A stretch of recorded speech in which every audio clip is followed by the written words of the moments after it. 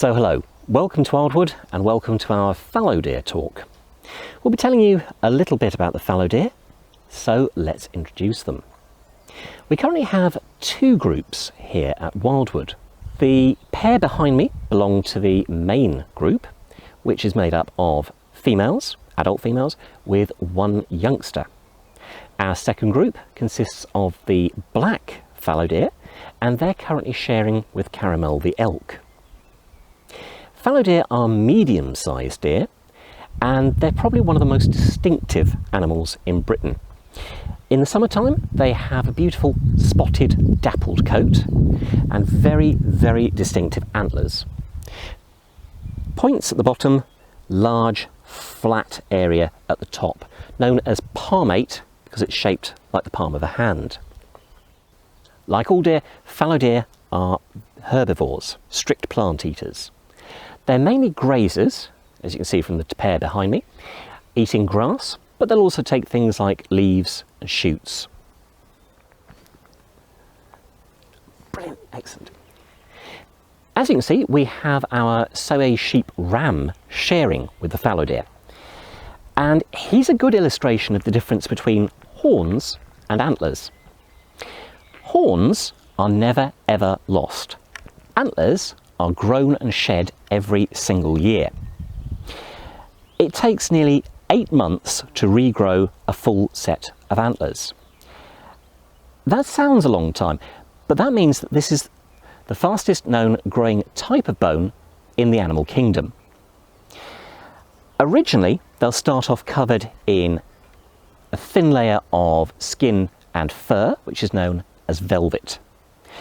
By the time they are full grown, the blood supply will cut off underneath the skin itself will dry up, and in the autumn time it'll start breaking off in strips. Unfortunately, because there's dried blood underneath it, at that stage it looks absolutely horrific. It usually looks like the deer has been in a massive accident. But they're perfectly all right. There are no nerves or anything in the skin at that stage, so it doesn't hurt them. The reason why they grow the antlers, these are mainly for display and for fighting. I should point out that the deer that we have behind me will never ever grow antlers, and that's because they're girls. With almost all deer, only the males will grow antlers. The exception are the reindeer. Part of the reason for growing an antler is to show how healthy you are. This is an antler from a fairly young individual. To grow a bone like this, you have to be fit and healthy. They are a genuine demonstration of fitness and health. So if you saw a male with much larger antlers than yours, you probably wouldn't try and fight him. You'd walk away. Fighting is the other reason for having the antlers, but fighting in a way that's fairly safe. If you think of other animals that have horns, things like antelope, when they fight, they lock the horns together and they wrestle. But it's dangerous. If you slip, you could end up impaled on your opponent's horns. The antlers are different. The antlers will lock together. There's no danger of slipping, and you can actually wrestle and see who's the stronger. There's quite a lot of argument about whether or not fallow deer are native to Britain. If you look in a children's book of British animals from about 30 years ago, it will list 3 native deer: the red deer, the roe deer, the fallow deer. However, we now know that the modern fallow deer were introduced to Britain by the Normans, so after 1066. There were a couple of reasons for this. One was apparently William the Conqueror didn't like the taste of the native red deer, and also felt that the fallow deer were more attractive. We know from archaeological evidence the Normans actually had deer parks around their castles, and that the deer from those areas were almost all young males. So rather than having a proper breeding group for food, they were selecting individuals that looked impressive. However, we now know that fallow deer were actually here during the Ice Age, and this is where the story gets a little bit complicated. When we think about the Ice Age, we just think ice cold, snow. Not true.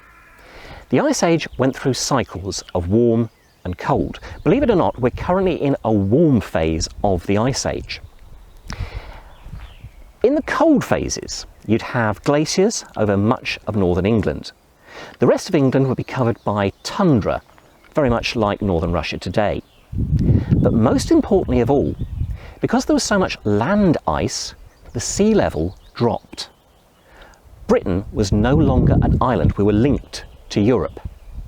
Now in theory this means that animals could move quite freely from Europe into Britain, but in practice it would only be those that were geared up for the cold weather. However, when it started to get warm, everything would change. You'd get the forests starting to spread back across Britain.